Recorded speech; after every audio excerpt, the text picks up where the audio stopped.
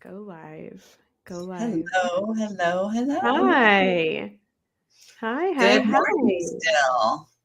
Yes, it is morning, isn't it? And you can I've been, tell it's windy here because of the light you have your glitter, the flickering glitter. across my face I from love it. the sun and the trees interacting outside my window. So it's Is your fun. window, is the window up or is that coming through blinds? It's coming through blinds. Yeah. So that's why Gotcha. you get the little lines between that and then the bushes, and then it's all just filtered. It's kind of It's just your aura, friend. It's just the beautiful aura of Jen. It's just she's the extra glittery. sparkly. You're like a There we go. vampire. Oh my goodness. Maybe that's I think vampires could sleep more than I have been sleeping lately. So That's no, they don't sleep. Remember, if you've watched Twilight, they just stay awake all the time. I read a book through the Twilight movie. Did not want to Oh, see that. Jen, what's wrong with you? I Just kidding. literally had I don't even remember. It was some paperback, and because I remember tilting it towards the screen for the light so I could read. Now these days I don't think I could read in that kind of darkness. But back then I could read in Well, in a movie theater. it wasn't during the height of your hormone Yeah, hormone raging. You weren't a teen when that came out. Um, definitely not. I think I was on the end of it. I did like Twilight, but we just got back from a mini family vacation at Nice. in Asheville, where we went hiking and we went to the Biltmore Mansion. A lot of fun stuff. But one of the things is we found a lot of downtime, and so we watched a lot of movies. And we watched a movie about a vampire, but it was like a kids movie. And it was really funny. And so he glittered. This is why I know so much about these fictional Because they characters. glitter. He glittered. What else did he do? Oh, this was is ridiculous in the movie. They said vampires can win a staring contest without blinking. Like, okay. Anyways, I'm tired and Jen's tired, so this is what you guys get today. I just got back. We didn't get home till after 11 last night. Oh my And goodness. yeah, and there's just not enough energy in the day for all that. So There's so ugh. many things going And you on. didn't get any sleep either. So, um, you No, but know, that's just a that's, normal that's thing. the new norm. But we show up for y'all, even We when do. We do. technology doesn't work. Yes. This when I set up all of our live streams for this season, something was funky with our live stream service, and so I'm glad that our live stream wasn't at 4:30 this morning, Jen. That would be extra uncool. Yeah, that would not be fantastic. That would not be, especially not today when we're talking about fun stuff, like more pen names and pseudonyms and how to pick a good one.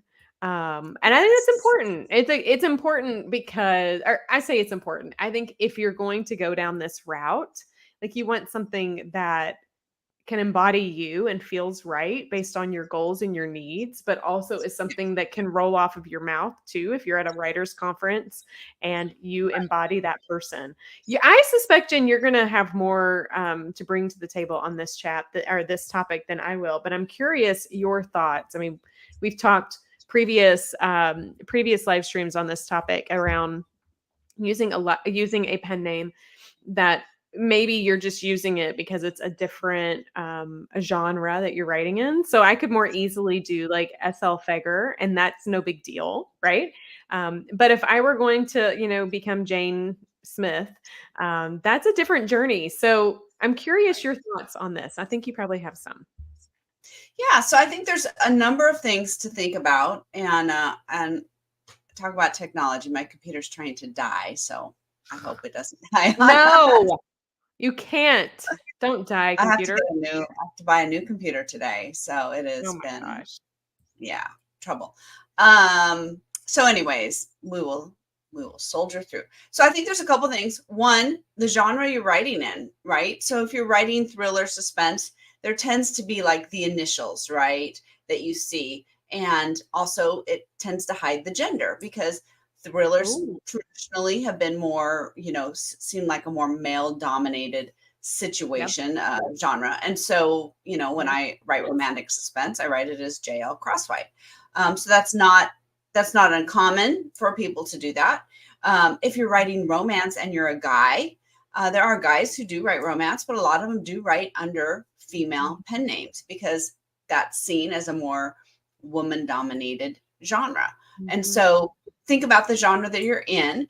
A lot of historical writers, especially like Regency writers, they have kind of elegant historical names, and so times you might pick a pen name that sort of fits with the genre that you're going to be writing in. So I think that's one consideration. Just go through and look in the genre and see what kind of names are on there. And then I think the second thing, and we touched on this last week, is Yep. is this a name you're going to be using in public at events or Right. things like that, where people are going to call you by that name, and will you respond to it? Yeah. So that's something to think about. Is it going to be something that you can respond to? Mhm. And then I think thirdly, the other thing to remember is your name is a key part of your metadata. How Mhm. searchable is it? Is your name searchable? And so it should be easy Mhm. enough to spell so people aren't going to be confused. This is one of the issues with using initials is like I just put mine in Amazon as JL with no periods, JL crosswipe. Goodreads Oh. requires it to be J period space L period space. Goodreads requires that. So, as far as I know, that has not been an issue. I think Amazon doesn't care about the punctuation. I don't think that's part of their algorithm. Yeah. Um, but I think that is something to think about, is how searchable is your name. If it's a challenging name, if it's difficult to spell, that's one reason you might want to use a pen name. So if you're picking a pen name, make sure that it's easy for people to spell, to remember, Mhm. um, because they're going to be entering that in. They might not remember the title of your book, or they might be Right. looking to see if you have another book out, and so you would Right. want to go ahead and put that in. So I think those are kind of the main things to think about as you're picking a pen name. Like your natural name might lend itself to all of that, or you might have a really challenging name and you might need to do something a little bit different, or you may not want to. You don't have to, but it is something to think about. So, okay, you have just my brain is going. First of all, I'm googling R.L. Stein because that was my favorite like Goosebumps books, and I'm like, who is this? Is that his real name? I don't know. It is Robert Lawrence Stein, R.L. Stein. Then you mentioned something around like the periods. There's another author that we're helping um, who really cool. I will let him one day share his story on how he changed his last name like legitimately and opted Mhm. to not put a period after a part of it and how it's created some kind of odd hiccups for him in the journey. Um, Mm, but there are things that you said I did not think about, like different genres, perceptions of the genre, and the gender neutrality that having a pen name can do. You're right. Like so, R.L. Stein. I have no idea if that's a female or a male. Does it matter? I don't know, but it doesn't. It's almost like Jen. It's the unspokens, right? It's those like stereotypes that you don't even know that are out there that layer on things like thrillers or romance. I never even thought about that, and so keeping that in mind as you pick a name or even like a name you said like if it's a kind of a more classical kind of genre you would want something that has a pen name that feels like that, like you wouldn't want something crazy right, spunky when you're talking about something right. Victorian, you know. Yeah. Yeah. I Those are can- things to think about, right? If you think about picturing your pen name on the cover of your Mhm, novel, does it fit with what the mhm. picture of the novel with those genre conventions would be? It's something to think about. It really is. It really is. I think you bring up a point of making sure it's easily searchable. So I would just add before you pick one, go to like a GoDaddy or some form of a domain search and see if the domain is available for that author name. Right. That's So, another consideration, right? Is what is out there for the domain name, for social media handles, for all those kinds of things. If yep. that is something that you're going to pursue, I know there are people who they write in a lot of genres, so they may have 4, 5, 6 pen names. They don't have social media or websites for Right. all of them. might Right. just have one, and then they have Right. drop downs for all of that. And that's fine. Okay. Then you still have to figure out, well, what is the overall that you want to send everybody to? Mhm. That's something to consider. So these are all things that are fixable if you get it wrong, but it's a pain. So it's Yeah. definitely worth spending time up front thinking about it. And so you don't have to go back and try and fix everything and Right. recreate everything. I mean, if your readers get to know you under one name and then you change your pen name, it might be a challenge for them to find you again. So you'd like to not do that if you can, and try to make it, So I would say a couple things to think about too, like as far as the searchability. If you think about, there's like Dutch names, for example, that Vander, right? Sometimes it's one word, sometimes it's two, sometimes it's upper, sometimes it's lower. That can be a challenge for search engines. Mhm. Do you have an E at the end of your name or not? Like some names, Hmm. there's an E there or there's not. It's a Yep. fine, the word's fine either Oh, way, yeah, right? Or like Clark with an E or without an E. right, right. Or it could be like a double, like do you have a double letter in your name or a single letter? Like there are people that do it both ways, right? So if you can avoid those things Hmm. as much as possible, keep it as simple as possible. Yeah. Um, I know sometimes people like to be kind of cute with their names Right. and their spellings, but if you put like a QUE instead of a CK, just because you want to be cute, people may not find you because the search engine is literally going to take whatever people put in. Mhm. So Mhm. those are all sort of things to think about. Try not to be too cute. Try to think about how a reader would look for you and make Mhm. it easy on them so they can find you in the simplest way possible.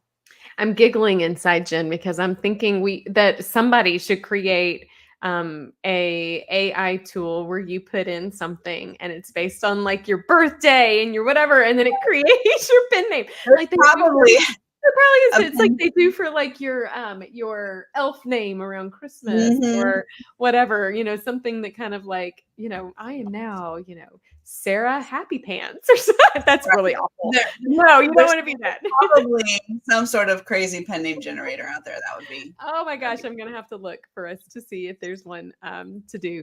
But I think, another thing to think about, and I'm just thinking about if I were to do a pen name and it wasn't connected with like initials with my name or something, I would want something that still felt personal to me. right. So like Absolutely. even when I created an imprint for my publishing work, right? Like I didn't want something just random. I wanted something that feels like me. And so, spend some time reflecting on things about you that you love or people in your life, or is there you want to pay homage to somebody in your life like a grandparent or what have you. But Jen, I can also imagine you want to make sure that like you don't pick a name. I mean, I guess it doesn't matter, but I was going to say like that somebody else has out there, like, I don't know, are there legal issues for that? I don't know. That's a good question. That's good. I would say I would be less concerned probably about the legal issues and more concerned about the searchability, right? So if you, for example, decided you were going to pick R.L. Stein as your Right. pen name, Right. people are never going to find you because when they look for R.L. Stein, Yeah. they're going to find the other one and not find you. So Right. I would say people that I know that have taken pen names, a lot of it is because someone else has their birth name, and it's either could create confusion, or perhaps they work in an industry that's you don't want to be associated with, or it's just really different, or Mhm, whatever it might be. mhm, If your name is mhm. really common, you could be confused with a lot of different people. And so I Right. would say, pick a name that doesn't have a lot of, other authors using that same name. Oh, Dan right, Brown. So right, right. Dan Brown, right, of the thriller, Da Vinci Code and all that, right? You would think, why didn't you Don't use tell a me pen? that's a pen name. Is that a pen name? No, I don't. I have no I don't think idea. so. It Okay. would be a very bad idea to have it as a pen name. Right, right, I mean, right. I would assume that that's his birth name, and that I'm surprised he did not use a pen name because that's such a common name, right? Yep. Dan Brown is a very, very common name. Clearly, he's Right. done quite well, and it's not an issue. But there are two authors named Dean Koontz, and they are spelled differently, one with a K and one with a C. And they both kind of write in the thriller, you know, Stop. space. Yeah. I am a big fan of Dean Koontz too, Yeah. so that would be a problem. Yeah. One with an S, one with a Z, I think. I'm not sure. But anyways, I mean, those are things, and that's a kind of an unusual name, right? So I would just say do some searching. Okay, can I I found a pen name aggregator. Oh, wow. Okay, I'm sorry. It was if you go to name-generator.org.uk, they have different prompts that you can put in, and it's like the name of your first animal and the type of car that you first drove and the street you lived on, okay? And it has generated some interesting names. Like for me, Lynn Buttons Black. Like what? Come on, Jen, what? Lynn Buttons Black? Lynn Black. Now Lynn Black could be interesting or Could be not bad, but that could be a pretty common, I know. that's not a real unusual name. And So, Black, because the road that I lived on was Black Iron and my middle name is Lynn. But it's just, I mean, these are yeah, funny. yeah.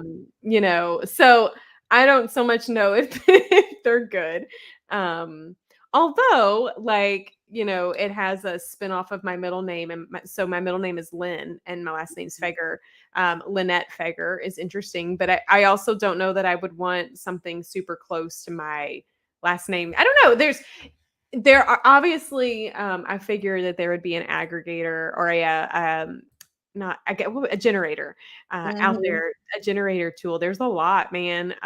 Man, Jen, I thought we'd be on top of it coming up with an idea for a pin name generator, but no. But there's some fun ones to play with and should spark some things for you. Yeah.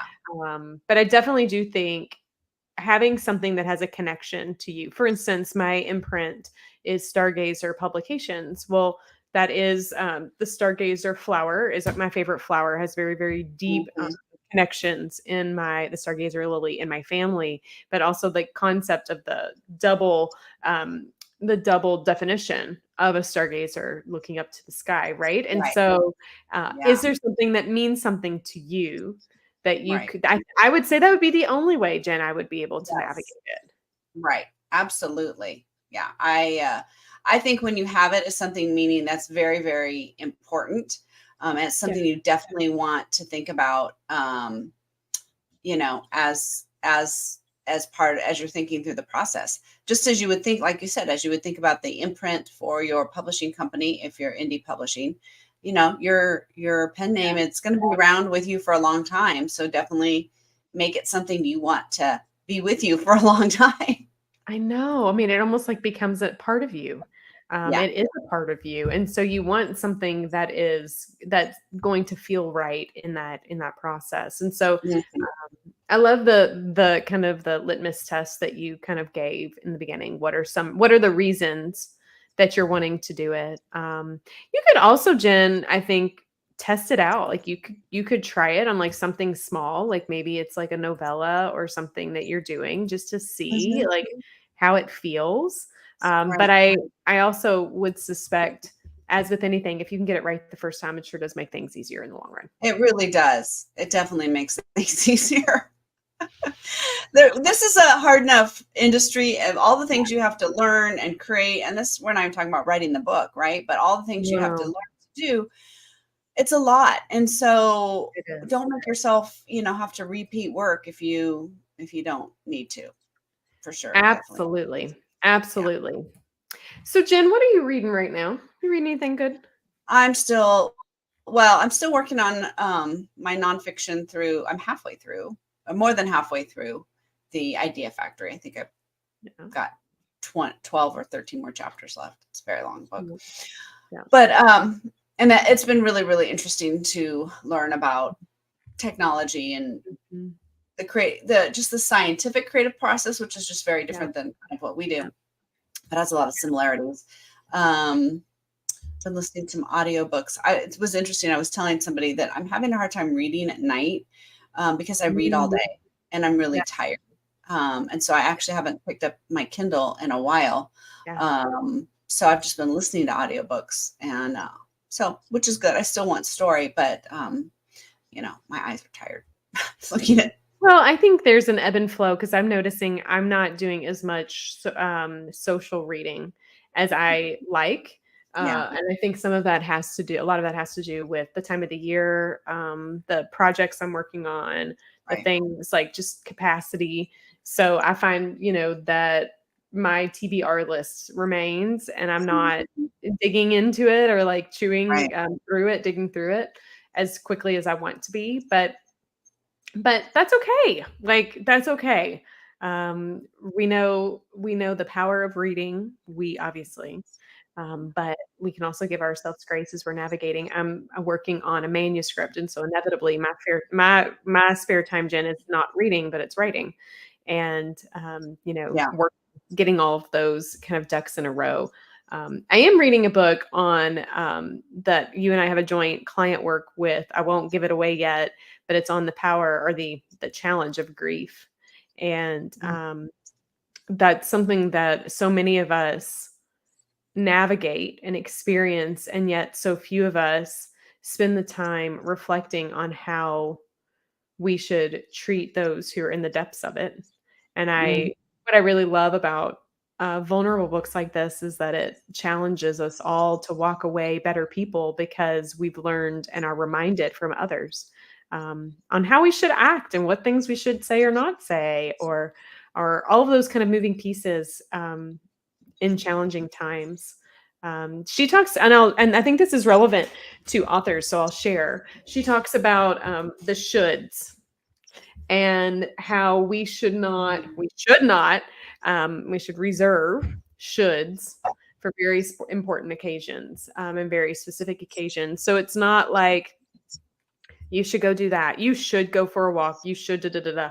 You change shoulds to coulds for people to consider. And so when you're talking to anybody else, and even to ourselves, like Jen, when I'm thinking about us as writers and authors in our own craft, we feel like, well, I should be done by now. I should have da da da da da da da da. And nothing really good comes from shoulds. Right. It's Just a true. lot We of put a lot of pressure on ourselves. Some of the expectations are not particularly realistic, right? no, they're not. And the bottom line is, whatever, it doesn't matter. This is where you are right now, right? So even if it was true, you should have done whatever, you didn't. So here is where you are right now, and this is the only thing you can work with. You can't work with what happened. You can't go back in the past and change anything. You can only do with what you're at right now. And so you have to say where you're at and just move forward and stop getting caught up in that cycle that's not helping you move forward, Right. and go ahead and do what you need to do.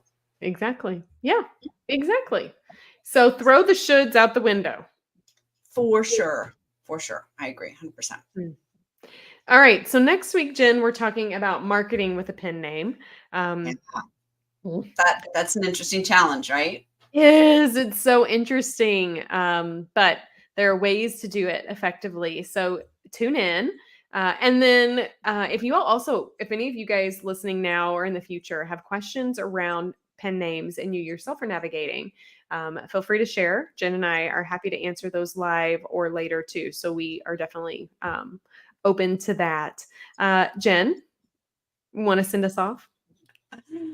Author, no matter what you call yourself, Yes, I love it. your words have power, your message has power, and you have power. And so we invite you each week to join us as we take that message, those words, that power to the page and beyond as we discuss all things marketing and writing. So Love have it. a fantastic week, and we will see you next week. Yeah, Bye. see you then. Bye, guys.